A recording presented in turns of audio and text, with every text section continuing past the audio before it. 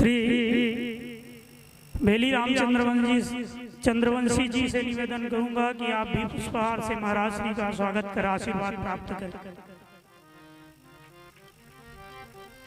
श्रीमान भागवत चंद्रवंशी छाटा, आप भी आए और पुष्पहार कर महाराज श्री से आशीर्वाद ग्रहण करें।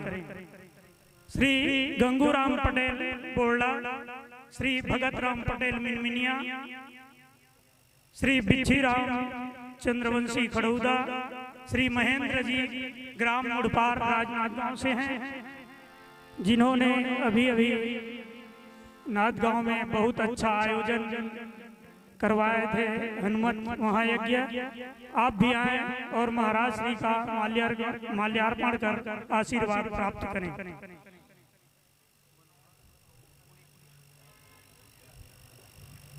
श्री छबीलाल वर्मा मानुड़ा, आप भी आए और महाराज श्री का माल्यार्पण कर आशीर्वाद प्राप्त करें। श्री लखन वर्मा बद्दो, आप भी आए और पुष्पहार कर महाराज जी से आशीर्वाद प्राप्त करेंगे।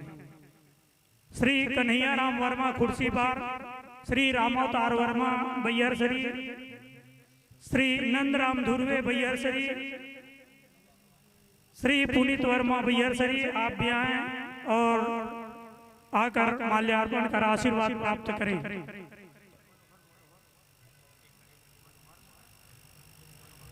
श्री मनोहर धुर्वे, आप भी आए और माल्यार्पण कर आशीर्वाद प्राप्त करें। श्री डॉक्टर सुनील तिवारी कवर्धा, आप भी आए और पुष्पहार कर आशीर्वाद प्राप्त करें। श्री राम प्रताप वर्मा मारिया टोला, श्री छोटू तिवारी चचेड़ी, आप भी आए और पुष्पहार कर महाराज जी का स्वागत करें। पंडित श्री मिश्रा महाराज रामेपुर, आप भी आए और महाराज श्री का पुष्पहार से स्वागत कर आशीर्वाद प्राप्त करें।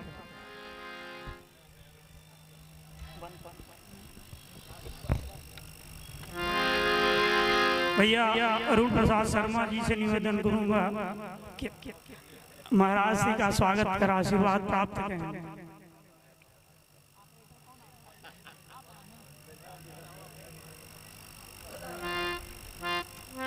यूं तो सभी स्वागत करने के लिए उत्सुक हैं, लेकिन समय की अधिकता को देखते हुए और कथा का रस स्वादन करने के लिए स्वागत की कड़ी को यही विराम करते हुए मैं समस्त ग्रामवासी बैयरसरी एवं समस्त क्षेत्रवासियों की ओर से महाराज श्री के चरणों में सादर श्रद्धा सुमन अर्पित करता हूँ एवं मानस में समर्पित करता हूँ।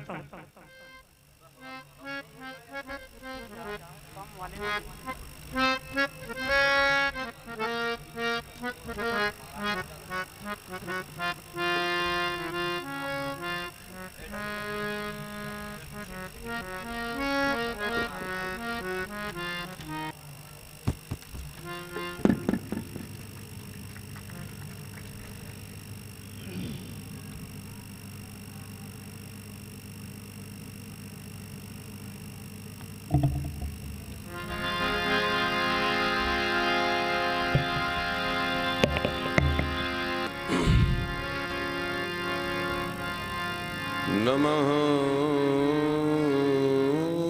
परमहंसास्वादित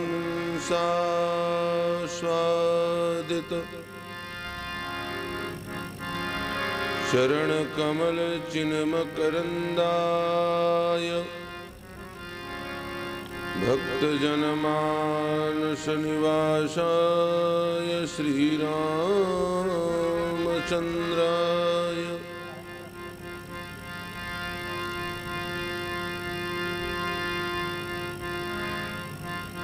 मंगलम कौशलेन्द्राय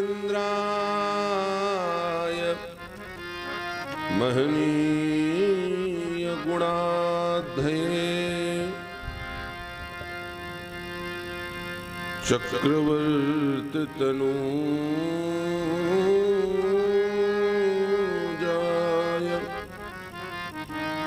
सार्वभौमाय मंगलम।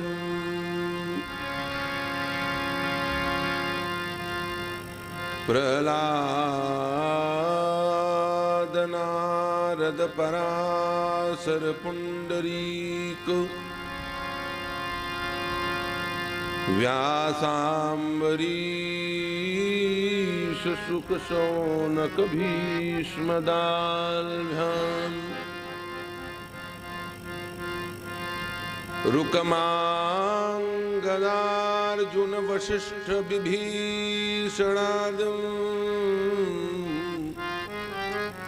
पुण्यानिमान परम भागवतान् नमामि।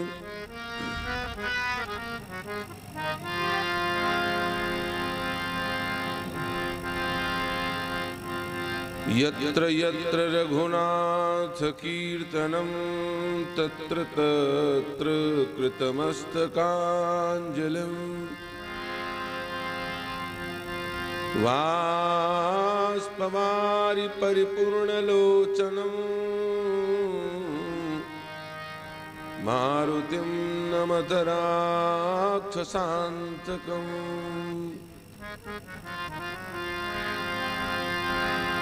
नमः पंकजनाभाय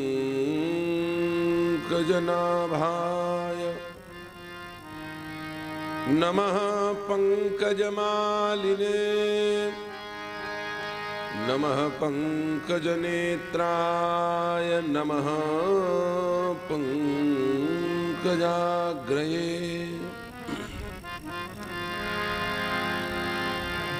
रामयनंत गुणयमित कथा विस्तार सुनिया चर जनमानि है जिनके विमल विचार। राम अमित गुण सागर ताह की पावे कोय संतन सन जस किछु सुनो तुम ही सुनावो सोय।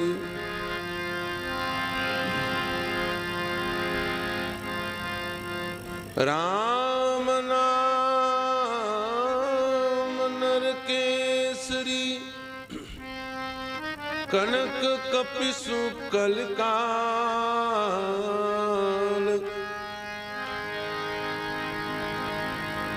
राम नाम नर केसरी कनक कसिपु कलिकाल।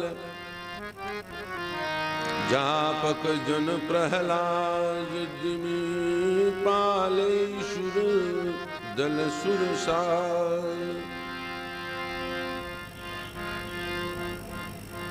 तुलसी जाके मुखन ते धोख्यों निक सतराम।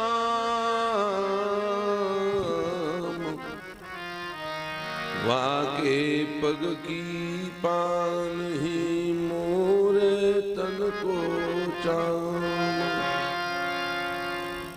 बोलिए श्यावर रामचंद्र भगवान की, श्री यज्ञनारायण भगवान की, गोस्वामी तुलसीदास जी महाराज की। आइए हम आप सब मिलकर के बड़े ही प्रेम से भगवान के मंगल में ही नाम का कीर्तन करें और उसके बाद श्री रामचरितमानस की जो कथा कल हम लोगों ने प्रारंभ की थी, अब देखो फैसला हो पाता है कि नहीं हो पाता है। कोर्ट कचहरी का मामला है। क्यों भाई पंडित जी, कोर्ट में चर्चा बहस में लगी हुई है, अब निर्णय करना है। देखो हो पाता है कि नहीं हो पाता है। भगवान के नाम का कीर्तन करें और भगवान से यही प्रार्थना करें कि हे प्रभु चाहे जैसी हो, आपकी मंगलमयी कथा हमको कहने सुनने को प्राप्त होती रहे। भाव के साथ सभी लोग भगवान के नाम का कीर्तन करेंगे। ठाकुर हमरे अवध बिहार। पहले बढ़िया से ठीक किया था, गड़बड़ हो गया। पूरा करो तो किया कर दो सब घर मनाए, इधर उधर ना देखा करो, मेरे तरफ थोड़ा देख लिया। सभी लोग भाव के साथ भगवान के नाम का कीर्तन करेंगे। ठाकुर हमरे अवध बिहारी, हम हैं अवध बिहारी के। ठाकुर हमरे अवध बिहारी, हम हैं अवध बिहारी के। ठाकुर हमरे अवध बिहारी, हम हैं अवध बिहारी के। ठाकुर हमेरे अवध दोनों हाथ ऊपर उठाकर भाव के साथ ताली बजाते हुए अवध बिहारी के। साधु सेवा धर्म हमारा, काम न दुनियादारी से। ठाकुर सेवा धर्म हमारा, काम न दुनियादारी से। ये साधु सेवा धर्म हमारा, काम न दुनियादारी से। ठाकुर सेवा धर्म हमारा, कामना दुनियादारी से। भला कहो चाहे बुरा कहो, हम हो गए अवध बिहारी के। भला कहो या बुरा कहो, हम हो गए अवध बिहारी के। हाँ, भला कहो चाहे बुरा कहो, हम हो गए अवध बिहारी के। भला कहो या बुरा कहो, हम हो गए अवध बिहारी के। ठाकुर हमरे अवध बिहारी, हम हैं अवध बिहारी के। ठाकुर हमेरे अवध बिहारी, हम हैं अवध बिहारी के।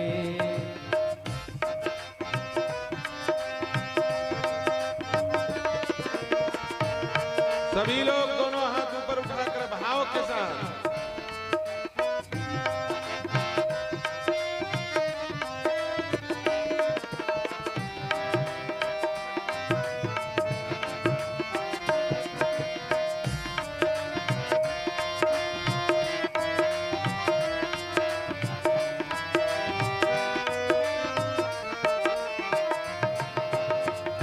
सत्य सनातन धर्म हमारा, काम न दुनियादारी से।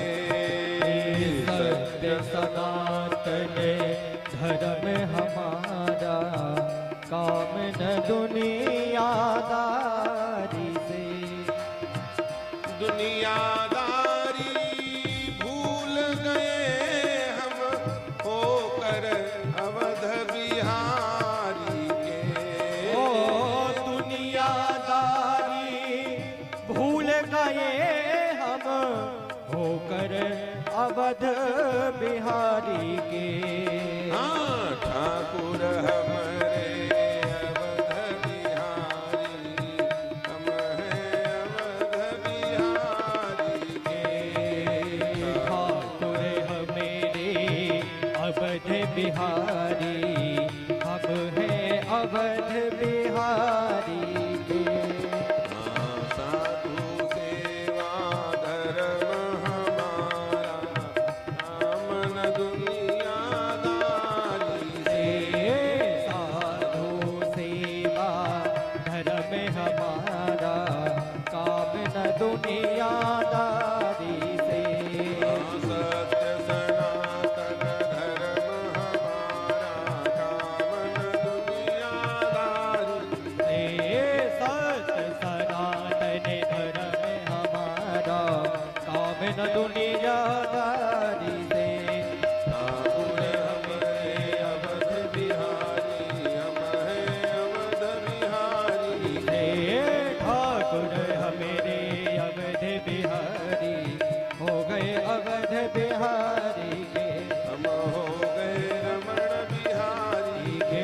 हम हो गए अवध झूम करके बिहारी ताली बजाते हुए हम हो गए अवध बिहारी के हम हो गए अवध बिहारी के हम हो गए सतगुरु ज्ञानी के हम हो गए अवध बिहारी के हम हो गए अवध बिहारी के हम हो गए अवध बिहारी के हम हो गए अवध बिहारी के हम हो गए गौ माता के अवध बिहारी के हम हो गए अवध बिहारी के हम हो गए अवध बिहारी के हम हो गए अवध बिहारी के हम हो गए अवध बिहारी के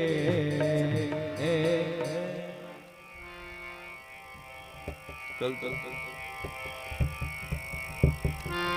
कुछ अच्छा चल रहा था तो पूरा सब बर्बाद हो गया।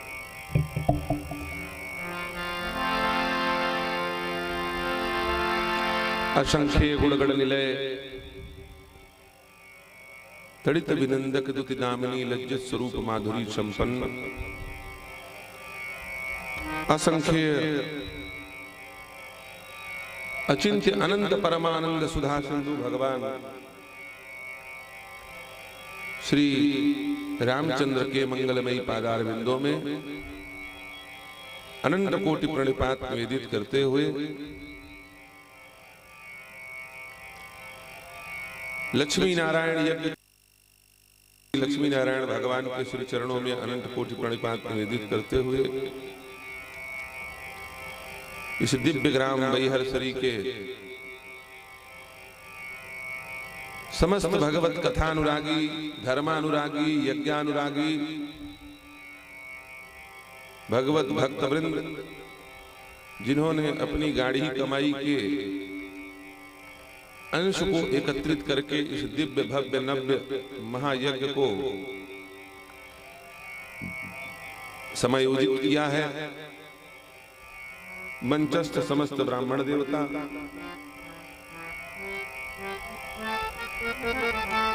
समुपस्थित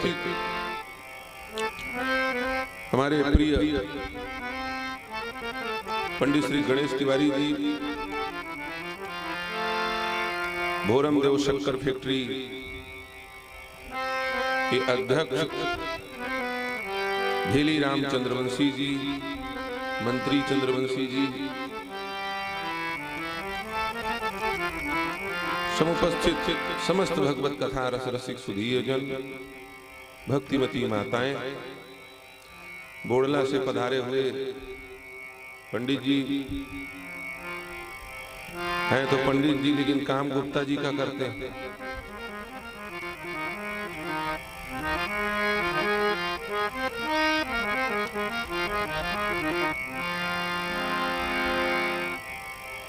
बड़ी सुंदर चर्चा कल चल रही थी। अब आप लोग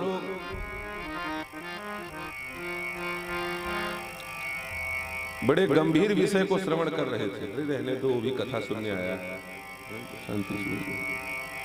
वो सांप की मौसी है, उसको भगाओगे तो सांप आ जाएगा। इसको सांप की मौसी कहते हैं, कहते कि नहीं कहते?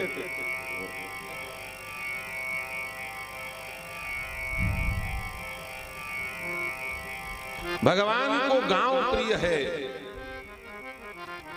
शहर की अपेक्षा। चर्चा ये चल रही थी।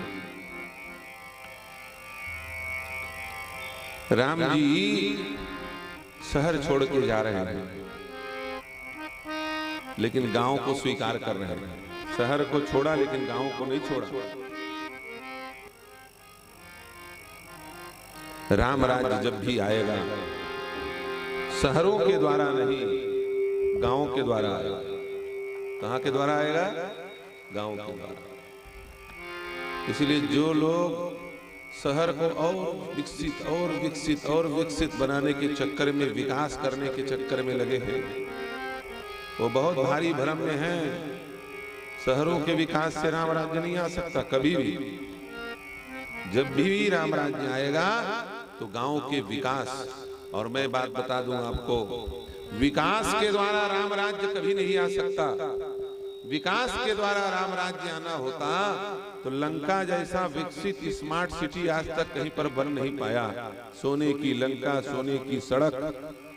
लेकिन सच बताओ, वहां राम राज्य आया कि रावण राज्य आया? क्या था वहां पर, बताओ भाई भागवत। लंका में राम राज्य था कि रावण राज्य था? रावण राज्य था। विकास बहुत था। तो आप कहोगे महाराज राम राज्य विकास से नहीं आएगा तो किससे आएगा? राम राज्य विकास से नहीं आता। राम राज्य प्रेम के प्रकाश से आता है, ज्ञान के प्रकाश से आता है। विकास से कभी राम राज्य नहीं आ सकता, प्रकाश से। पुराने समय में विकास नहीं था, लेकिन प्रेम का प्रकाश था, सामंजस्य का प्रकाश था, ज्ञान का प्रकाश था। दूसरे के वस्तु को नहीं खाना है, ये ज्ञान लोगों को था।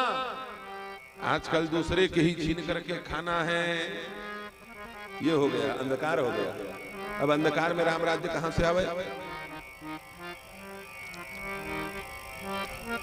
राम जी जाते समय माता को शब्द बोलते हैं और उस शब्द के ऊपर चर्चा चल रही थी। बरस चार दसी विपिन बसी, करी पितु बचन प्रमाण। आय पाय पुनि देखी हो, मन जन करस मलान। हे मैया, 4, 10, 14 वनवास में रह करके 14 वर्ष बाद मैं वापिस आ जाऊंगा। पहला शब्द 4 बोला, दूसरा शब्द 10 बोला। शब्द बोलने का विधान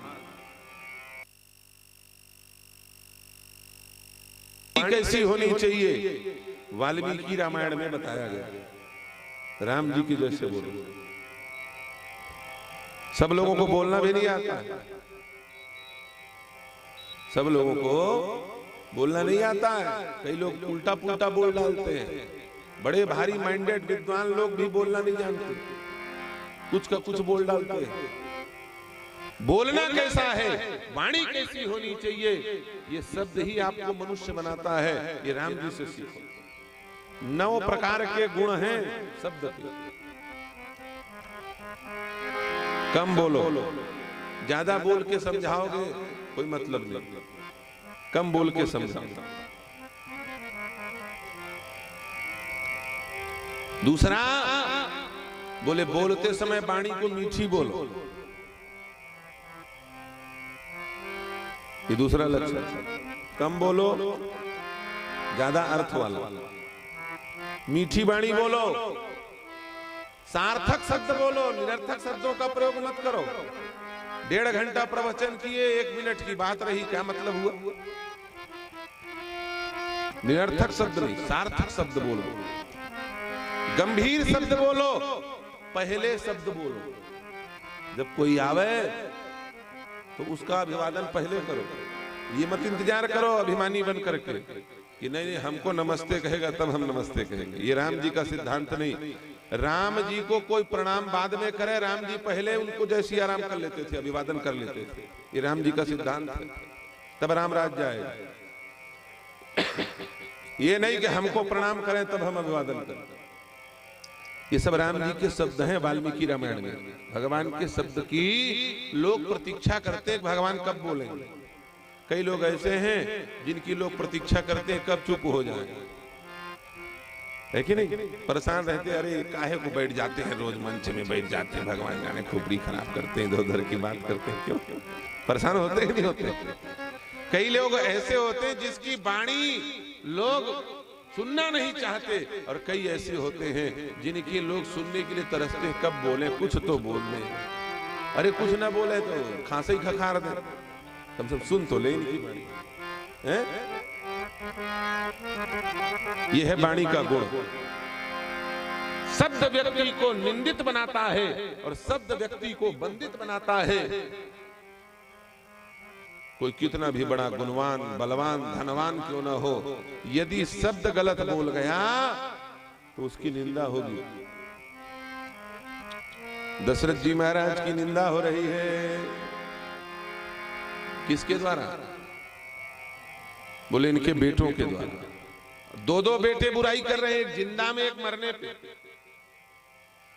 लखन कहे कछु, लखन कहे कछु बचन कठोरा, बरजी राम पुनि मोहिनी होरा। लखन कहे कछु बचन कठोरा, बरजी राम पुनि मोहिनी होरा। लखन कहे कछु बचन कठोरा, बरजी राम पुनि मोहिनी होरा। बरजी राम पुनि मोहिनी होरा। लक्ष्मण जी ने जीते जी कुछ गलत कह दिया और भरत जी महाराज मरने के बाद कह रहे हैं, मरण काल विधिमती हरली। मरण काल विधिमती हरली।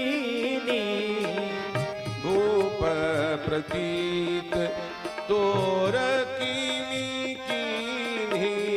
भूप प्रतीति तोरी कीनी कीनी।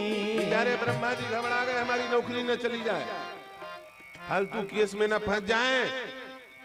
शत्रुघ्न जी महाराज बोलने लगे, हमने ऐसा कुछ नहीं किया, भैया हमारा नाम क्यों आ रहा है? शत्रुघ्न जी से भरत जी ने कहा, यदि तुमने कुछ नहीं किया तो सफाई दो, प्रमाणित करो। आरोप लगाने वालों का काम आरोप लगाना है। आरोप लगा दिया तो कोर्ट में उसकी दलील भी देनी पड़ेगी। बताओ तुमने दशरथ जी के मति का हरण नहीं किया, प्रमाणित करो। शत्रुघ्न जी कहते हैं, एक बात बताइए, जब दशरथ जी के मति पर ब्रह्मा का अधिकार ही नहीं है तो दशरथ जी के मति का हरण कैसे कर सकता है ब्रह्मा? बोले कैसी बात करते हो, संसार में जितने लोग पैदा हुए हैं सबकी मति पर ब्रह्मा का अधिकार है। जिसकी मति को चाहे ब्रह्मा फेर दे। मसकई करई बिरंच, जा कह प्रभु दारुण दुख देहि, ताकर मति प्रथम ही हर लेहि। थोड़ा हमको कंफ्यूजन इसलिए हो रहा है क्योंकि हम बोलते हैं तो हमारे तक आवाज नहीं पहुंचती है। हम जो बोल रहे हैं वो खत्म हो जा रही है, वही जाके वो लौट नहीं पा रही है। इसलिए क्या बोल रहे हैं समझे नहीं, आज बोल भर रहे हैं। वो रेत में पानी डाल दो, पानी चला जाता है, दिखाई नहीं देता। वैसी स्थिति होगी, अब क्या करेंगे, चलाएंगे।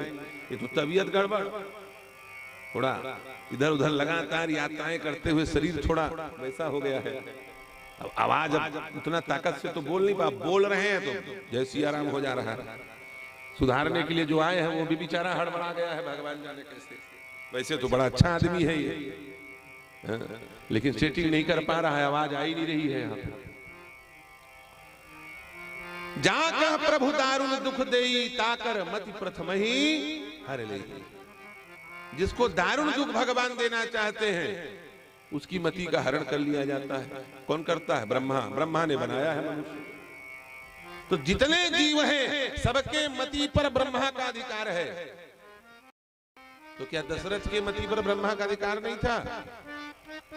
शत्रुघ्न जी कहते हैं, बोले जगत के लोगों का मति ब्रह्मा हरण कर सकता है, लेकिन राम के पिता के मति का हरण ब्रह्मा नहीं कर सकता। क्यों? क्योंकि दशरथ जी के मति तक ब्रह्मा की हैसियत ही नहीं है कि पहुंच जाए। ब्रह्मा का अधिकार नहीं वहां पहुंचने का, क्योंकि दशरथ जी के मति में कौन बैठा हुआ है? हृदय भगति मति सारंग पानी, हृदय भगति मति सारंग पानी, धर्म धुरंधर गुण निधि ज्ञानी, धर्म धुरंधर गुण निधि ज्ञानी, धर्म धुरंधर गुण निधि ज्ञानी, हृदय भगति मति सारंग पानी। सारंग पानी भगवान हृदय में बैठे हैं। सारंग पानी कौन है? ब्रह्म है कि नहीं है? राम रूप को ही सारंग पानी कहा जाता है। भगवान की भुजाओं में सारंग नामक धनुष सुशोभित हो रहा है, इसलिए इनको सारंग पानी कहा जाता है। और राम कौन है? ब्रह्म। और जहां ब्रह्म बैठा हो, सच बताओ, वहां ब्रह्मा जा सकता है बिना अनुमति के? वहां ब्रह्मा कोई छेड़खानी कर सकता है? वहां ब्रह्मा कोई हस्तक्षेप कर सकता है? राम जी जब स्वयं ब्रह्म दशरथ जी के मति पर विराजमान है, तो दशरथ जी की मति का हरण ब्रह्मा नहीं कर सकता। तो मति का हरण ब्रह्मा नहीं कर सकता। इसका मतलब मति का हरण नहीं हुआ। तो नहीं हुआ तो भरत क्यों कह रहे हैं कि मति का हरण हो गया? क्यों कह रहे हैं? देखो, जिसकी मति का हरण होता है उसके मत का भी हरण हो जाता है। आप लोगों के मत का हरण हो गया था धान और धन के चक्कर में, है कि नहीं? मत का हरण हो गया कि नहीं हो गया? ईमानदारी बताओ। 2500 रुपया धान कर्जा माफी मत का हरण हो गया कि नहीं हो गया? धान और धन के चक्कर में मत का हरण हो गया, परिणाम झंडा कट गया। क्या कट गया? झंडा कट गया। और इस बार और कहीं मत का हरण हुआ तो इस बार धान और धन के चक्कर में पड़े तो अभी झंडा कटा है, आगे मुंडा कटने वाला है, कोई नहीं बचाने वाला। इसलिए सावधानी से रहना। धन को और धान को महत्व मत देना, धर्म को महत्व देना। धर्म चला जाएगा तो कुछ नहीं बचने वाला, समझ लो। बैठे रह जाओगे 36 बढ़िया अड़बड़िया हो जाओगे। वैसे भी छत्तीसगढ़ के लोग शांत होते हैं, यूपी वाले हों तो लड़ झगड़ के अपना अधिकार ले लेंगे। यहाँ बासी भात खाने वाले ठंडा, समझे कि नहीं समझे? जितने खुर्राट लड़ाके हैं सब यूपी में मिलेंगे।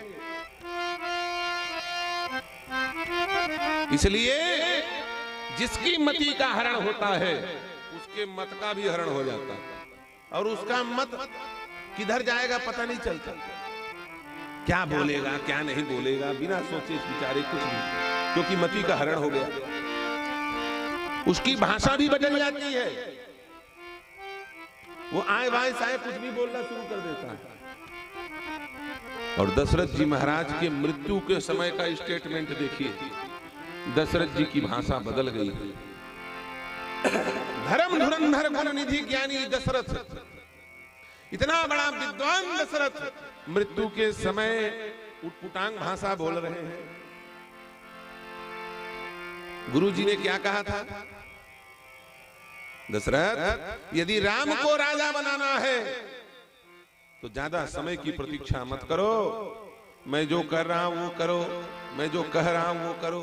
क्या गुरु जी ने कहा था? बेग विलंब न करिय नृप, साजिय सबही समाज, सुदिन सुमंगल तबही जब राम हो युवराज।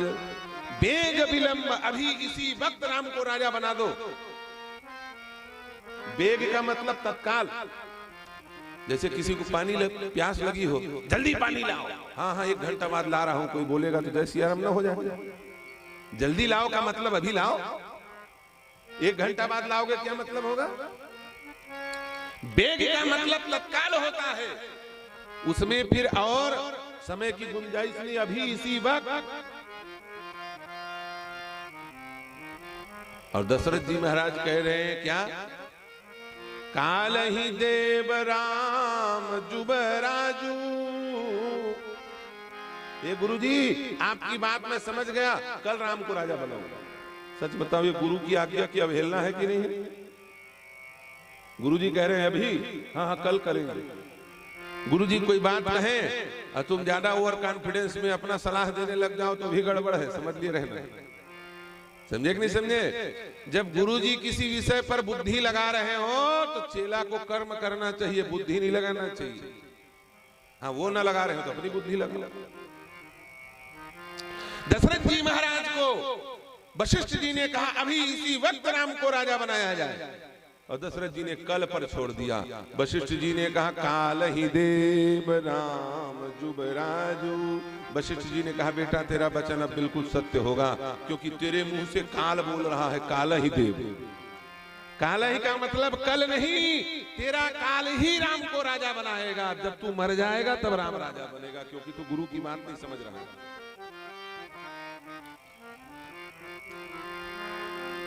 दशरथ जी की मृत्यु वरदान के कारण नहीं हुई, न श्राप के कारण हुई, गुरु की बात न समझने के कारण। समझ में आई कि नहीं बात? जिसको गुरु जी की बात समझ में ना आवे उसको जागते तो छोड़ो, सपने में भी सुख सिद्धि नहीं मिल सकती। गोस्वामी जी महाराज कहते हैं गुरु के बचन प्रतीत न जेहि, गुरु के बचन प्रतीत न जेहि, सपने वसुगमन सुख सिद्धि देहि, सपने सुगमना सुख सिद्धि देहि। गुरु के बचन प्रतीत न जेहि, गुरु के वचन प्रतीत न जेहि, सपने वसुगमन सुख सिद्धि देहि, सपने वसुगमन सुख सिद्धि देहि। सपने में भी उसको सुख और सिद्धि की प्राप्ति नहीं हो सकती, वो सदैव दुखी रहेगा जिसको गुरु की बात समझ में ना आए। देखो दशरथ जी महाराज की कोई पहले बार मृत्यु नहीं हो रही है, पहले बार मृत्यु से सामना नहीं हो रहा है। दशरथ जी के इसके पहले 2 बार और काल आ चुका है, 2 बार दशरथ जी के सामने मौत आई, लेकिन दोनों बार गुरु जी ने धक्का मार के काल को भगा दिया। आप बोलोगे कहां कहां पर आई? बिल्कुल गंभीर कथा है रामचरितमानस की। एक एक बात ध्यान से सुनना, अपनी बातें ना करने लग जाना, नहीं तो कुछ समझ में नहीं आएगा। कोर्ट में हल्ला करना मना है, कोर्ट कचहरी का मामला चल रहा है। दशरथ जी के मृत्यु की बहस चल रही है, भाई कैसे हुई है कि नहीं? अपनी बात मत करना, नहीं तो अपनी बात करोगे तो फिर निर्णय नहीं सुन पाओगे। हम तुम्ही को चुप कराते रह जाएंगे, इसलिए एक एक बात ध्यान से सुनो। इसके पहले दशरथ जी की 2 बार मृत्यु मार्केश बना। एक बार कब? जब भगवान नहीं आ रहे थे, इतने दुख में डूब गए दशरथ जी कि बस मरना ही बाकी था। गोस्वामी जी लिख रहे हैं एक बार भूपति मन माही, एक बार भूपति मन भई गलानी मोरे सुतनाही, भय गलानी मोरे सुतनाही। एक बार भूपति मन माही, एक बार भूपति मन माही, एक बार भूपति मन माही भई गलानी। इतनी गलानी हुई कि बस अब मर जाना चाहिए बिना संतान के। जैसे श्रीमद् भागवत महापुराण में आत्मदेव मरने को तैयार हो गया, वैसे दशरथ जी भी सोच रहे थे कि जहर खा के मर जाऊं क्या, लेकिन गुरु जी ने काल को बचाया, काल से बचा लिया। गुरु जी ने मृत्यु से रक्षा की, मौत को पीछे धकेल दिया। तब वशिष्ठ बहु विधि समझावा, तब वशिष्ठ बहु विधि समझावा। नृप संदेह नास कह पावा। नृप संदेह नास कह पावा। निज दुख सुख सब गुरु सुनायो, कह वशिष्ठ बहुविधि समझायो। धीरज धरो, धीरज धरो। जब बहुविधि से समझाया और चेला समझ गया तो काल पीछे भाग गया। फिर काल लौट करके नहीं आया, मृत्यु से रक्षा हो गई। परिणाम क्या हुआ? गुरु जी की बात समझे, 4 विधि से गुरु जी ने समझाया, उसको बहुविधि कहा जाता है। बहुविधि माने साम दाम दंड भेद। 4 विधि से गुरु जी ने समझाया और चारों विधि से चेला जी समझ गए तो परिणाम क्या हुआ? 4 बेटा मिल गए। फिर दोबारा काल सामने आया। कब? बोले जब विश्वामित्र आए। विश्वामित्र जी पहुंच गए राम लक्ष्मण को मांगने के लिए और दशरथ जी से कह रहे हैं, अनुज समेत देहु रघुनाथा, निशिचर बध में हो बसनाथा। अनुज समेत देहु रघुनाथा, मुझे राम लक्ष्मण चाहिए। दशरथ जी मरने को तैयार, मर जाऊंगा लेकिन राम लक्ष्मण को नहीं दूंगा। रो रो करके चिल्ला चिल्ला करके हाथ पांव पटकना शुरू कर दिया दशरथ जी ने। प्राण त्याग दूंगा लेकिन राम को नहीं छोड़ूंगा। जल के बिना कदाचित मछली शरीर धारे, पर मैं न जी सकूंगा राघव बिना निहारे। बिना राम जी को देखे एक क्षण में नहीं रह सकता। जैसे बिना पानी के मछली जीवित नहीं रह सकती, वैसे मैं बिना राम जी के नहीं रह सकता, मर जाऊंगा। आपको जो चाहिए ले लो।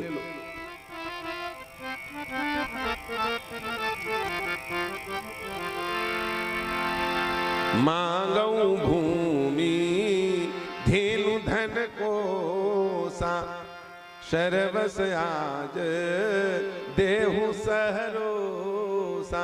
आप भूमि मांग लो, धेनु मांग लो, धन मांग लो, कोष मांग लो। अरे पिताजी, अरे विश्वामित्र जी, हे महाराज जी, आपको यदि चाहिए तो मेरा प्राण मांग लो। देह प्राण ते प्रिय कछु नाही, सो मुनि देहु निमिष एक माही। प्राण दे दूंगा लेकिन राम को नहीं दूंगा। क्यों नहीं दूंगा? क्यों? क्योंकि भैया प्राण तो दिया जा सकता है, प्राण का प्राण नहीं दिया जा सकता। ये राम मेरा प्राण नहीं है, ये मेरे प्राण का प्राण है। इसे दे दूंगा तो मेरा जय सिया राम हो जाएगा, अस्तित्व ही समाप्त हो जाएगा। इसलिए मैं राम को नहीं दूंगा। मरने को तैयार, मृत्यु आ गई। कई लोगों ने कहा ये कौन है भैया? अयोध्या वालों ने विश्वामित्र जी के बारे में पूछा, ये कौन है? बोले बक्सर के बाबा हैं। कहाँ के हैं? बोले बक्सर बिहार वाले बाबा हैं। लोगों ने कहा ये बक्सर के बाबा नहीं हो सकते, ये जरूर बकासुर के बाबा। ये काल बन के आया है जो हमारे राजा को मारने के लिए।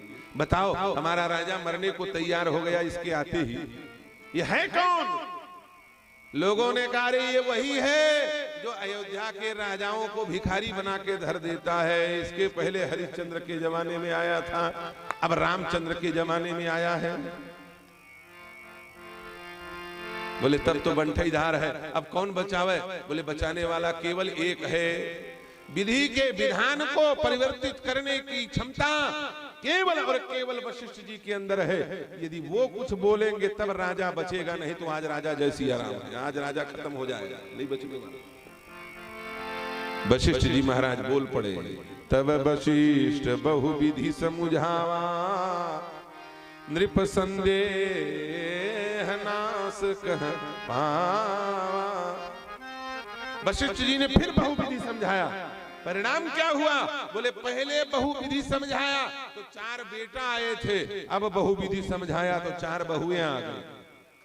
4 विधि से समझाया तो 4 बेटा आए, अब 4 विधि से समझाए तो 4 बहुएं आ गई। 2 बार गुरु जी ने समझाया और दोनों बार चेला समझ गया।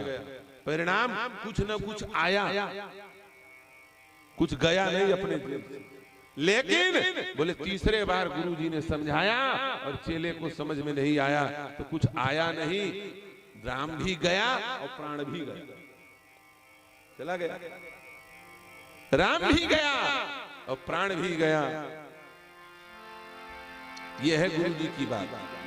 इसलिए गुरु जी की बात को बड़े ध्यान से सुनना चाहिए। वो क्यों बोल रहे हैं, क्या बोल रहे हैं, किस दृष्टि से बोल रहे हैं। आजकल बड़ी विचित्र स्थिति है, गुरु जी बोल बोल के परेशान, चेला को कुछ समझे नहीं आता। अच्छा, जब गुरु जी समझा समझा के परेशान हो जाते तो गुरु जी भी कहते हैं चलो तुम मरो चाहे बचो, लाओ हमारी दक्षिणा, हम चलें।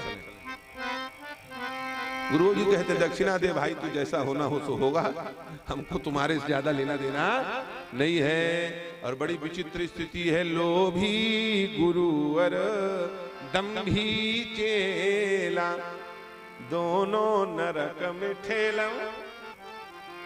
ठेला, दोनों ठेलम ठेला पहुंच रहे हैं, एक दूसरे को धक्का मार मार के नरक में पहुंच रहे हैं।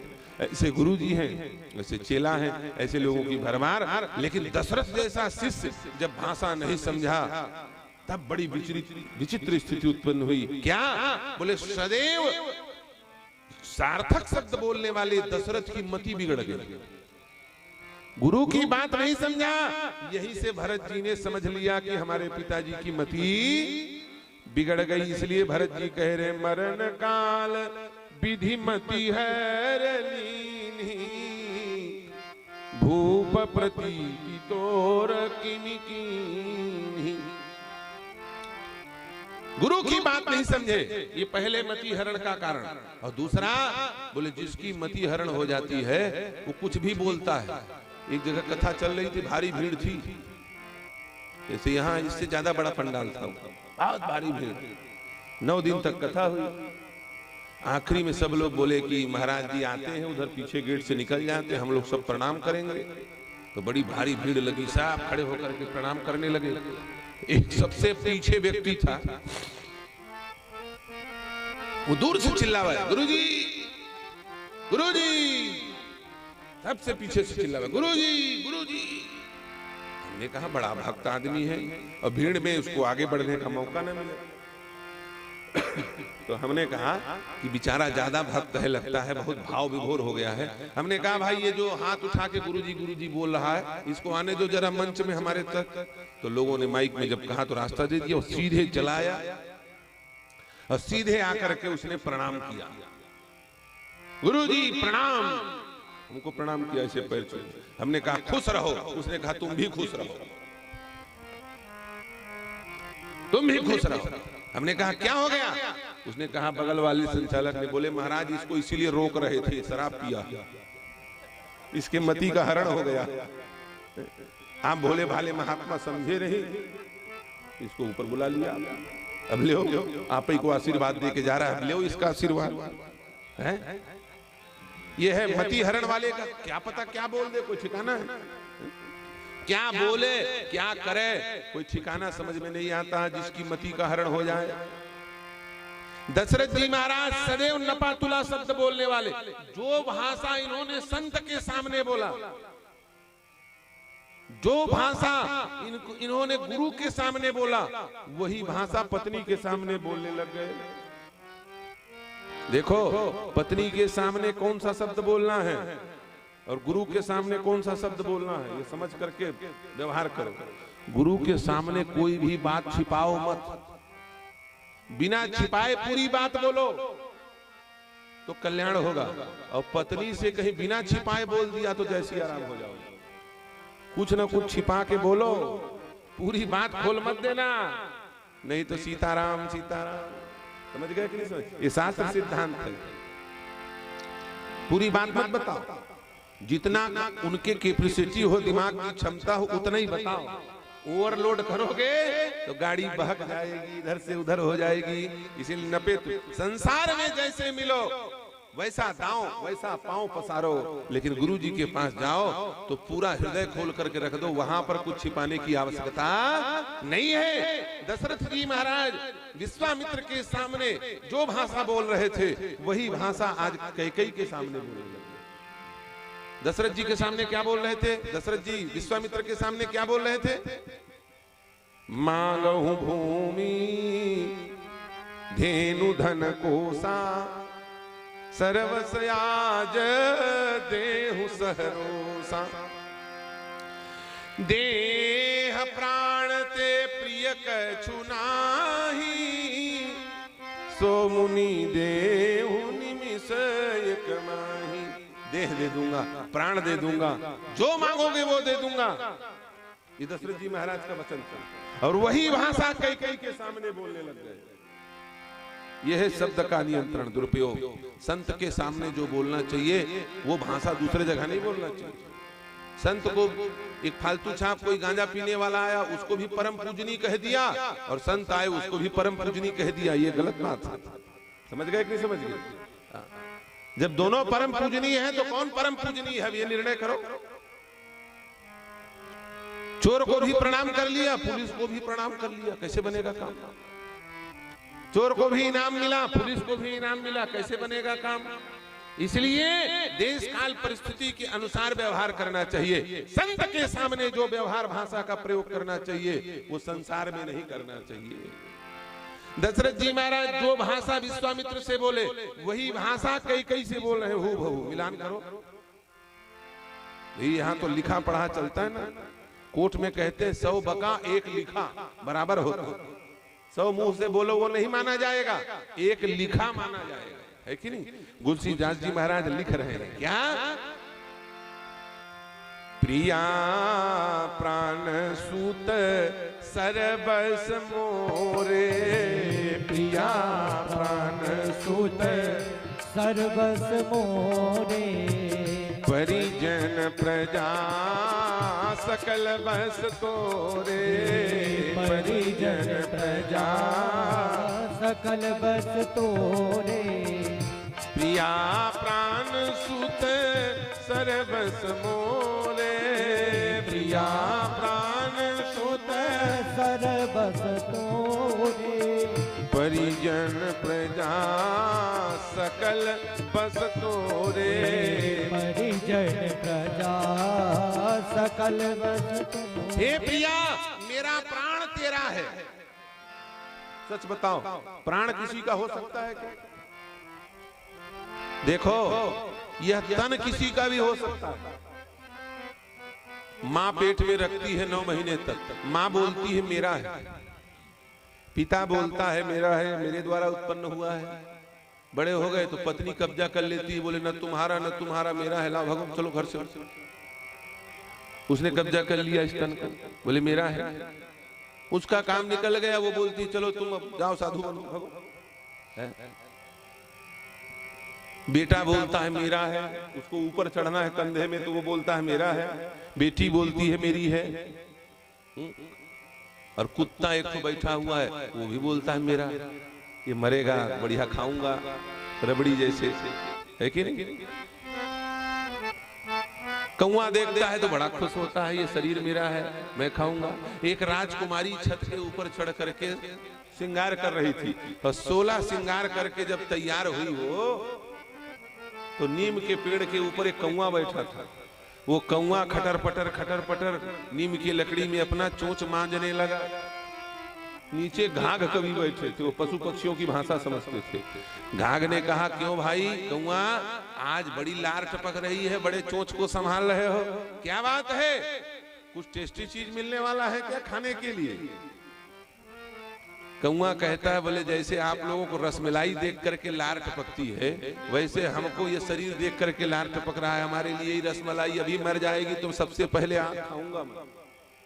राजकुमारी को देख करके घाघ कवि लिखते हैं क्या? दर्पण ले निज हाथ में चोंच सवारे घाघ, दर्पण ले निज हाथ में रूप सवारे घाघ। ऐसी दहिया देख के तूच संभाले काग। कौआ के मुंह से लार टपकने लगा, बोली ये मर जाए तो मैं भी खाऊं। श्री शंकराचार्य जी महाराज कहते हैं स्वान्न भोजनम स्वात्मा लालितम, ये शरीर कुत्ते के भोजन से बढ़ करके कुछ नहीं है। कहीं जंगल में मर गए तो कुत्ते खाएंगे। समझ में आई कि नहीं बात? तन किसी का भी हो सकता है, वो है किसी का, तन दूसरे का है, इस संसार के द्वारा मिला है। माता और पिता ने इस तन को दिया है। ये धरती, आकाश, वायु, पृथ्वी, इन्होंने इस तन को बढ़ाया है, इसलिए तन किसी का हो सकता है, लेकिन याद रखना प्राण किसी का नहीं हो सकता। प्राण केवल भगवान का हो सकता है, उन्होंने दिया है। अपना तन किसी को भी दे दो, प्राण किसी को देने का अधिकार नहीं है। प्राण तो केवल भगवान का है, क्योंकि तुलसीदास जी कह रहे ईश्वर अंश जीव विनाशी, ईश्वर अंश जीव अविनाशी, चेतन अमल सहज सुख राशि, चेतन अमल सहज सुख राशि। ये जीवात्मा परमात्मा का अंश है, इसलिए ये इस पर केवल अधिकार परमात्मा का है और किसी का नहीं। जीवात्मा पर अधिकार केवल परमात्मा का है। और दशरथ जी कह रहे हैं कि मैं जीवात्मा को जीवात्मा दे दूंगा। कई कई को प्राण देने को तैयार है, पत्नी के लिए मरने को तैयार है, पति के लिए मरने। इनसे बड़ा मूर्ख संसार में कोई नहीं हो सकता। आज का नए नए लड़की लड़का एक दूसरे को आधा घंटा देखे नहीं कि बिल्कुल तराजू जैसे लटक जाते हैं नीम पेड़ में। कितने लोग मरते दिखाई देते हैं। अब कहते हैं, अब पेपर में खबर छपता है प्रेम में मर गए। किसमें मर गए? प्रेम में मर गए। प्रेम में भला कोई मरता है? अरे प्रेम में मरना होता तो वृंदावन की इतनी गोपिकाएं सब सुसाइड करके मर गई होती। कोई मरी? 80 साल की यशोदा जब श्याम जी वृंदावन छोड़ करके मथुरा गए तो उस समय यशोदा जी की उम्र 80 वर्ष की थी। और 100 वर्ष बाद फिर लौट करके कुरुक्षेत्र में मिलना हुआ। 180 साल तक यशोदा जीवित रही, मरी नहीं। यह प्रेम का प्रभाव। प्रेम में कोई मरता नहीं, प्रेम में अमर होता है। ये मर रहे हैं वो प्रेम नहीं हो सकता। ये क्या है? बोले भैया यह प्रेम का दिखावा है। प्रेम उसको कहते हैं जिसमें उपासना हो, और प्रेम का दिखावा उसको कहते हैं जिसमें वासना हो। ये वासना है जो तुम्हें मार रही है। उपासना किसी को मारती नहीं, उपासना तो अमर बनाती है। प्रेम में आज तक कोई नहीं मरा, सब अमर हो गए। मीराबाई मरी, ये प्रेम में अमर हो गई। मरी तो कहां है उसकी समाधि? मीराबाई शरीर वरीर कुछ नहीं मिला। कबीरदास मरे, कहां है कबीरदास? जग में साचो भगत कबीर, जग में साचो भगत कबीर, जग में साचो भगत कबीर, जग में साचो भगत कबीर, जग में साचो भगत कबीर। पंच तत्व से देह न पाया, पंच तत्व से देह न पाया, काल न ग्रसे वो शरीर, काल न ग्रसे वो शरीर। जग में साचो भगत कबीर, जग में साचो भगत कबीर। पांच तत्व से देह न पाया, काल न ग्रसो शरीर, जगत में साचो भगत कबीर। कबीरदास जी महाराज मरे नहीं, अमर हो गए, भगवान में समा गए। गौरांग महाप्रभु मरे, जगन्नाथ भगवान पहुंचे थे। और जगन्नाथ के मंदिर में जगन्नाथ जी को देखा और दौड़ते हुए जगन्नाथ जी की दिव्य विग्रह में जाकर के समा गए। अमर हो गए, मरे नहीं। प्रेम में आज तक कोई मरता नहीं देखा गया। प्रेम में तो सब अमर होते हैं। हनुमान जी अमर है कि मर गए? ईमानदारी से बताओ, इनसे बड़ा कोई प्रेम करने वाला है?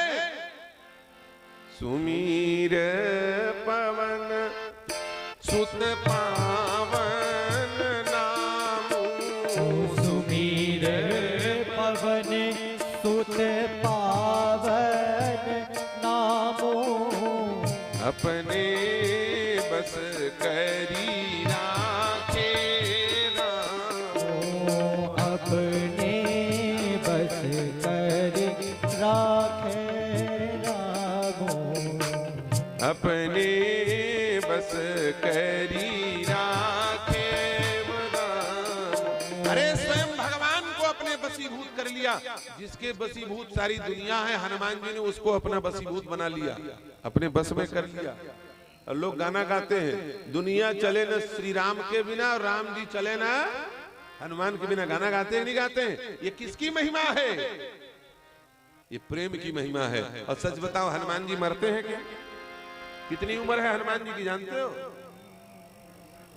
कौन जानता है हनुमान जी की कितनी उम्र? बताओ। कई लोग प्रश्न करते हैं, बोले तुलसीदास जी ने गलत लिख दिया। क्या? चारों जुग परताप तुम्हारा है प्रसिद्ध जगत। एक होशियार आदमी आया, वो बोलता है, बोले महाराज हनुमान जी का जन्म तो त्रेता युग में हुआ और तुलसीदास जी ने लिख दिया चारों जुग परताप तुम्हारा। तो 4 युग कहां से हुआ? त्रेता, द्वापर, कलयुग, तीन ही युग तो हुआ। लिखना चाहिए था तीनों युग परताप तुम्हारा। हमने हनुमान जी के उम्र के लिए तुलसीदास जी ने कुछ कम लिख दिया, चारों युग। उनको लिखना चाहिए था हजारों युग प्रताप तुम्हारा।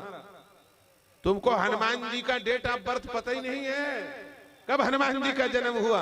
हनुमान जी का बर्थडे सबको पता, हनुमान जयंती के दिन पड़ता है जन्मदिन, लेकिन हनुमान जी का जन्म कौन वर्ष में हुआ, कब हुआ, ये कौन बताएगा? अरे हनुमान जी का जन्म जब हुआ है तो वो स्वयंभू मनवंतर में हुआ है। कब हुआ है? स्वयंभू मनवंतर में। अभी कौन सा मनवंतर चल रहा है? पंडित लोग संकल्प करते हैं तो बताते हैं श्वेतवाराह कल्पे वैवस्वत मनवंतरे अष्टाविंशति कलयुगे कलि प्रथम चरणे। वैवस्वत मनवंतर चल रहा। इसके पहले जो मनु थे, उस मनु के समय में हनुमान जी का अवतार हुआ है। अच्छा, उस समय के अवतार को यदि न मानो तो वाल्मीकि रामायण के अनुसार हनुमान जी का 24वें त्रेता में अवतार हुआ है। किसमें हुआ है? इस मनवंतर में भी 24वें त्रेता में। और अभी कौन सा चतुर्युगी चल रहा है? 28वां। जन्म कब हुआ? 24वां में। तो 24वां त्रेता द्वापर कलयुग, फिर उसके बाद 25वां सतयुग त्रेता द्वापर कलयुग, फिर उसके बाद 26वां सतयुग त्रेता द्वापर कलयुग, फिर उसके बाद 27वां सतयुग त्रेता द्वापर कलयुग, उसके बाद 28वां सतयुग त्रेता द्वापर कलयुग। अब लगाओ कितना युग हो गया? 16 युग हो गया कि नहीं हो गया? तो तुलसीदास जी को लिखना चाहिए था 16 युग पर ताप तुम्हारा। तुलसीदास जी ने कहा, बोले 4 युग में हवा निकल रही है, 16 युग लिख दूंगा तो कई लोग मरे ही ना जाए। इसलिए तुलसीदास जी ने काट छांट करके 4 युग कर दिया। समझ में आई कि नहीं बात? 4 युग कर दिया। इसलिए हनुमान जी महाराज की आयु करोड़ों वर्ष में है। और सच बताओ, हनुमान जी मरे? अभी भी भक्तों को, संतों को, हनुमान जी के अनुष्ठान करने वालों को हनुमान जी का दर्शन प्राप्त होता है। क्यों? क्योंकि हनुमान जी अमर हैं। स्वस्थामा बलिर्व्यासो हनुमानश्च विभीषणः कृपः परशुरामश्च सत्यैते चिरजीविनः। ये 7 लोग चिरजीवी हैं, जिसमें से एक हनुमान जी महाराज है। प्रेम किसी को मारता नहीं, प्रेम सदा अमर बनाता है। आज तक प्रेम में कोई मरा नहीं। क्यों? क्योंकि प्रेम परमात्मा से होता है, उपासना युक्त होता है। और जिसमें प्राण देने को आदमी तैयार हो जाए तो समझ लो ये प्रेम नहीं है, कहीं ना कहीं वासना है, इसलिए मरने को तैयार।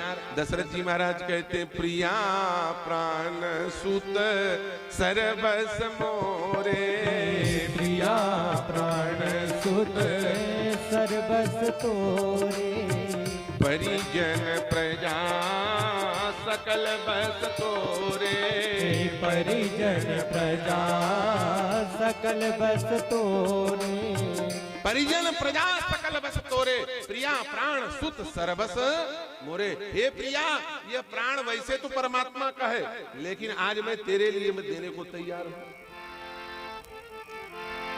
विश्वामित्र के सामने राम जी के लिए प्राण देने को तैयार थे, और नारी के सामने काम जी के लिए प्राण देने को तैयार हो गए। ये है समस्या, समझ में आई कि नहीं बात? काम के लिए प्राण मत दो भैया, अरे प्राण देना ही है तो राम के लिए दो, अमर हो जाओ।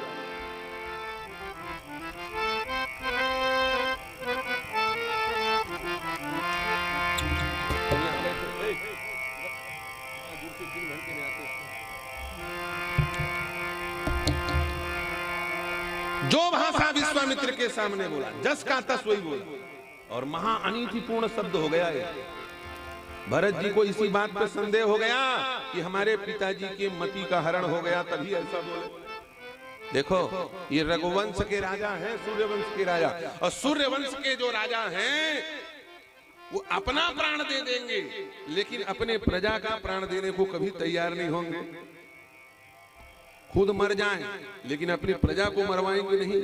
अरे इसी वंश में तो शिवी महाराज हुए, जिन शिवी महाराज ने अपने अंग को काट काट करके गीध को खिला दिया, सिंह को खिला दिया, लेकिन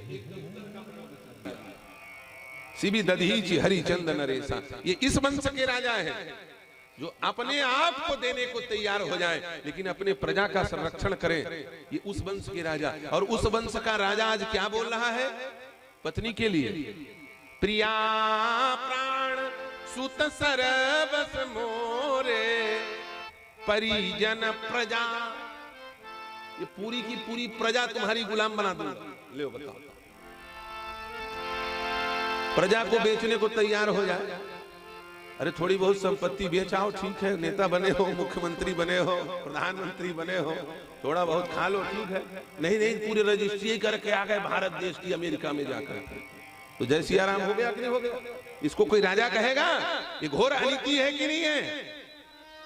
राजा को दशांश भोगने का अधिकार है, यदि वो राजा है तो। वैदिक विधान के अनुसार राजा को दशांश सुख भोगने का अधिकार है, उससे ऊपर नहीं। 10% चलता है, क्या तिवारी, 10% चलता है सब जगह, लेकिन नहीं, यहां तो पता चला 90% चलता है। और यही होता था, हमारे देश के एक प्रधानमंत्री ने कहा था, दिल्ली से 100 रुपया निकलता है और पहुंचते पहुंचते 10 रुपया मौकाए वारदात में पहुंचता है। जहां काम लगना है वहां 10 रुपया पहुंचता है, 90 रुपया गायब हो जाता है। लेकिन अब भगवान की ऐसी कृपा है, मोदी जी ने ऐसा नियम बना दिया है कि 100 रुपया निकलता है तो 100 रुपया पहुंचता है, बीच में कोई खा ही नहीं सकते। कैशलेस ट्रांजेक्शन है, मोबाइल में पहुंच जाता है। जाओ, अब कौन खाएगा? हाँ, अपने से कोई खिला दे तो मरे, हमें क्या लेना देना। कोई खुद अपने खाता से निकाल के दे दे वो बात अलग है, लेकिन अब जितना निकलता है उतना ही पहुंचता है। ये बहुत अच्छी बात ये देश में हो रही है सुधार की, और इस सुधार का हम लोग खूब प्रशंसा कर रहे हैं। इसके लिए साधुवाद का अधिकारी भी समझ करके खूब साधुवाद भी प्रदान कर रहे हैं। कहने का अर्थ यह है, राजा अपने आप को दे दे, चलो ठीक है, वैसे अपने आप को भी देने का अधिकार नहीं है, क्योंकि राजा व्यक्तिगत चीज नहीं होता, राजा सार्वजनिक होता है। राजा क्या होता है? सार्वजनिक होता है। हमारे परम पूजनीय प्रातः स्मरणीय भारत माता के मंदिर के संस्थापक स्वामी सत्यमित्रानंद गिरी जी महाराज हरिद्वार वाले, विश्व हिंदू परिषद के संस्थापक सदस्य थे। जब भारत माता मंदिर की स्थापना होनी थी तो उस समय की प्रधानमंत्री इंदिरा गांधी, उन्होंने कहा प्रधानमंत्री को बुलाऊंगा भारत माता के मंदिर के स्थापना के समय, प्राण प्रतिष्ठा के समय। इंदिरा गांधी के पास वो गए इंदिरा गांधी ने कह दिया तुम संघ वाले हो, मैं नहीं जाऊंगा। उन्होंने कहा, बोले आप मुझे लिख करके दे दो कि मैं संघ और बीजेपी, आरएसएस, विश्व हिंदू परिषद इनकी प्रधानमंत्री नहीं हूं, केवल कांग्रेस की प्रधानमंत्री हूं, तो मैं आपको नहीं बुलाऊंगा। ये लिख करके बोल दिया। परिणाम ये हुआ, 15 दिन बाद प्रधानमंत्री कार्यालय से फोन गया, इंदिरा गांधी ने स्वयं बात की और कहा कि आपने मेरा आंख खोल दिया, मैं केवल कांग्रेस की प्रधानमंत्री नहीं, मैं भारत की प्रधानमंत्री हूं, इसलिए मुझे आना पड़ेगा। यह है नैतिकता। एक पार्टी का मुखिया नहीं होता है कोई, जहां चुन लिया गया वो राज्य का हो गया, वो राष्ट्र का हो गया। इसलिए राजा और संत ये दोनों प्राइवेट नहीं होते। नहीं गुरुजी हैं हमारे, हमारे ही घर में रहेंगे, किसी घर में नहीं जाएंगे। तो फिर वो गुरुजी गड़बड़ है जो तुम्हारे घर में रह रहे हैं, उनको तत्काल घर छोड़ के निकल जाना चाहिए।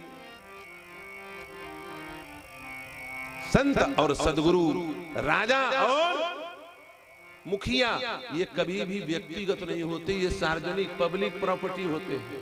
साधु सबका होता है, राजा सबका होता है।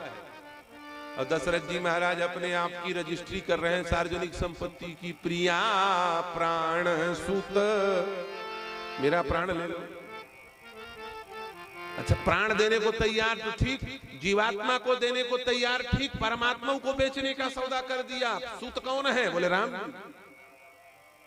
कई ने कहा, बोले जो आप कह रहे हो वही मुझे चाहिए। अच्छा, आज फंसे हो, अपने मुंह से फंस रहे हो।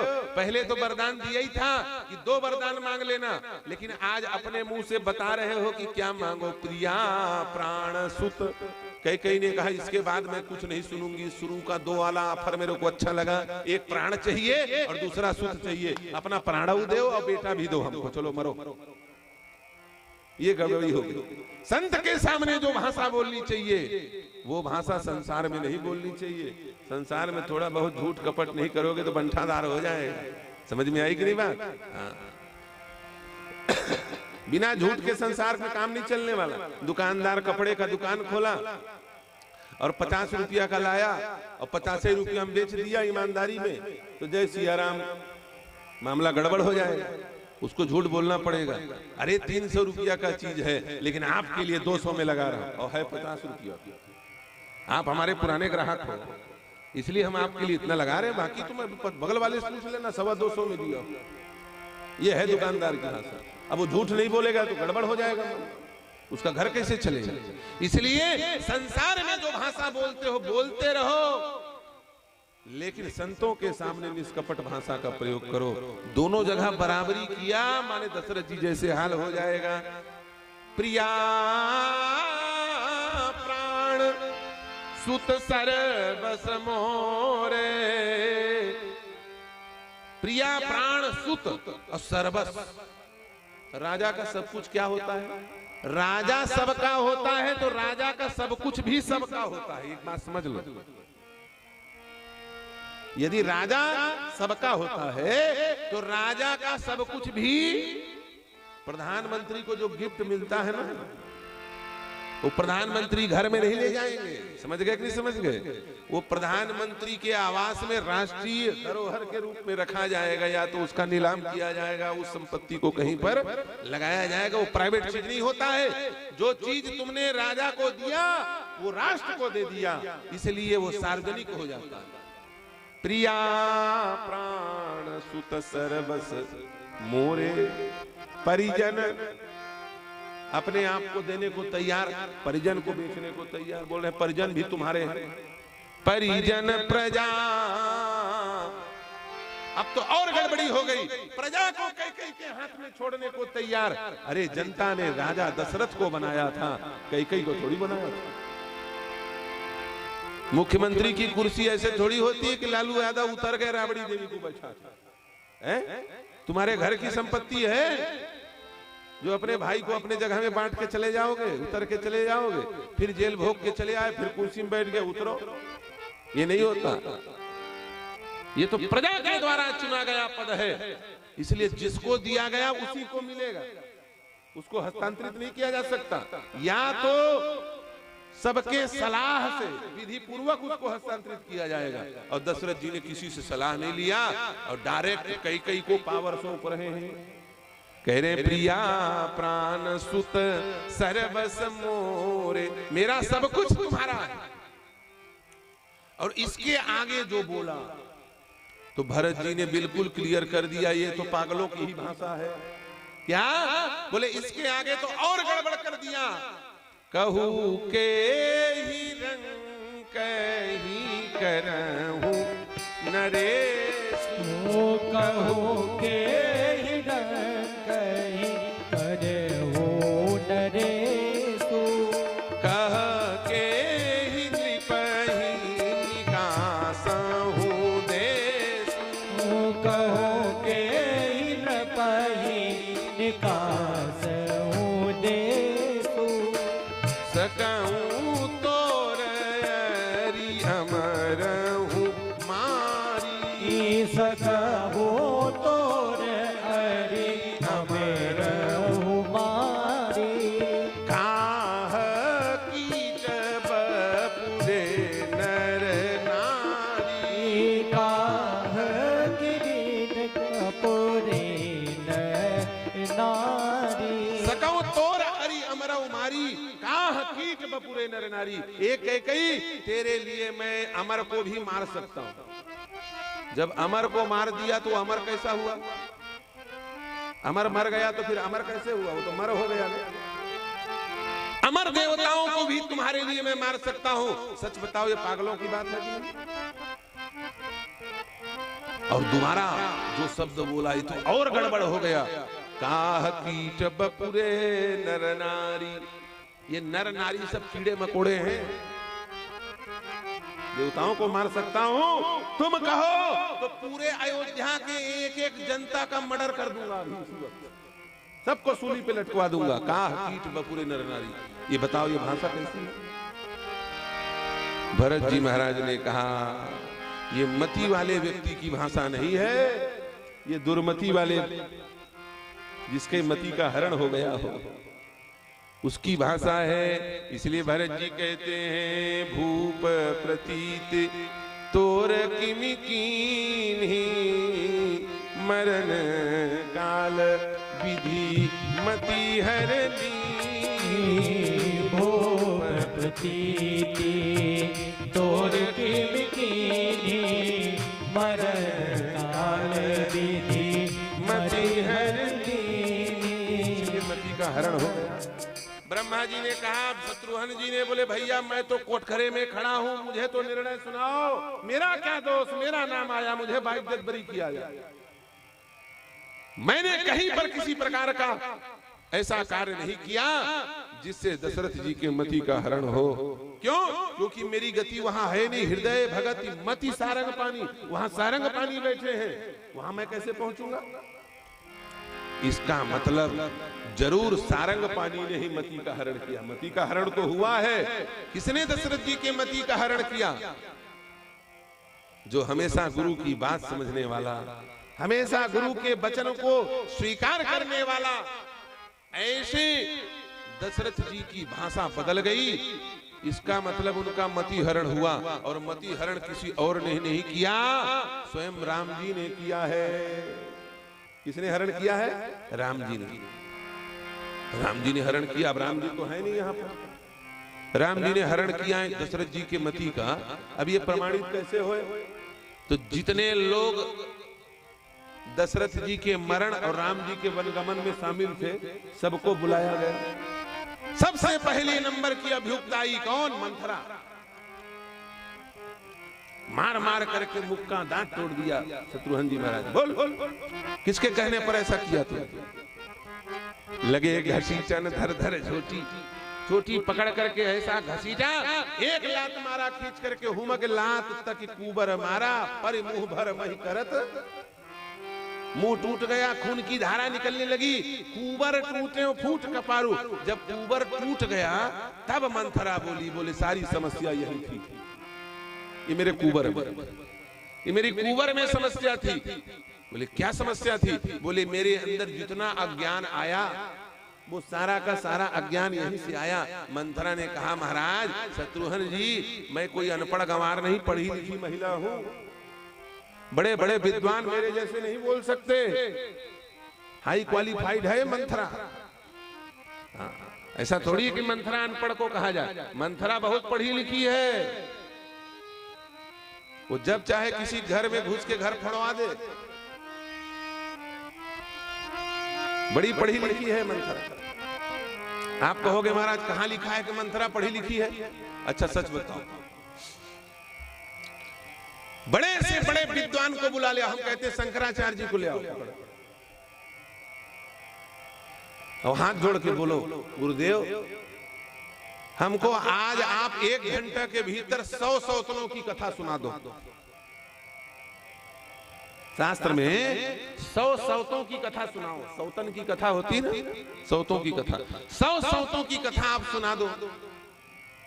मैं गारंटी के साथ कहता हूं, बड़े बड़े शंकराचार्य, रामानंदाचार्य, बल्लभाचार्य, निम्बारकाचार्य, जितने भी आचार्य हैं वो एक क्षण के लिए तो दुविधा में पड़ी जाएंगे, खोज खांच के भले कहीं से सुनावे, लेकिन 1 घंटा के भीतर नहीं सुना पाएंगे। लेकिन ये मंथरा इतनी क्वालिफाइड, कई को समझाने के लिए भारत के नहीं विश्व के सबसे बड़े बड़े वक्ता फैल हो गए। इतना बढ़िया लेक्चर दिया इसने कि तुलसीदास जी लिख रहे, कहसी कथा सत शब्द के जही विधि बाण विरोध। कहा से कथा सत शब्द के जही विधि बाण विरोध। 1 मिनट में 100 सौतनों की कथा सुना करके धर दिया। और जैसे ही सौतनों की कथा सुनी तो कई जैसी शीलवती स्त्री का भी बुद्धि फिर गया, घबरा गई। सच में कहीं मैं नौकरानी न बन जाऊं, सच में कहीं कौशल्या महारानी बन गई और हम नौकरानी बन गए तो बंठाधार हो गया। 2 मिनट में बुद्धि डिग गई कई। ये सारा का सारा ज्ञान किसके पास है? मंथरा के पास। इसलिए भारी पढ़ी लिखी है। कई ने कहा, बोले जो ज्यादा ही पढ़ लिख ले, विद्या ने कहा, सरस्वती ने, कि जो ज्यादा पढ़ा लिखा हो उसके दिमाग को फेरा जा सकता है, या तो बिल्कुल पढ़ा ना लिखा हो उसको दिमाग को फेरा जा सकता है। 2 लोगों की बुद्धि को फेरा जा सकता है। जो बिल्कुल ही नहीं पढ़ा लिखा, अंगूठा छाप, जो चाहो सो करवा लो, जैसा चाहो वैसा कर लो। एक बिल्कुल बिना पढ़ा लिखा आदमी था, अपने ससुराल गया तो ससुराल वाले उस जमाने में ज्यादा कुछ था नहीं, तो ससुराल वालों ने कहा हमारा दामाद आया है भाई पहली बार, तो एक काम करो इसको 1 बकरी दे दो। बकरी दे दिया। अब फट्टा कट्टा जवान बकरी को कंधे में लाद करके वो चल पड़ा। सुंदर था, हट्टा कट्टा था, बड़ा बलिष्ठ था, लेकिन खोपड़ी कमजोर थी, बिल्कुल पढ़ा लिखा नहीं। 2-4 ठग थे, उन्होंने कहा, बोले इससे लड़के तो जीत नहीं सकते, बकरी को लूटना है, कैसे लूटा जाए? तो 1-1 किलोमीटर में 4 ठग खड़े हो गए। एक ठग ने कहा, बोले देखो कितना सुंदर आदमी है, इतना बढ़िया दिख रहा है, पहलवान है, सब कुछ है, लेकिन भगवान ने इसकी मति का नाश करके धर दिया है। बताओ, पीठ में कुतिया को लाद के ले जा रहा है, भगवान जाने कहां जा रहा है। अब वो बकरी की तरफ देखा, सच में कुतिया तो नहीं है, मैं तो बकरी लाद। 1 किलोमीटर आ गया।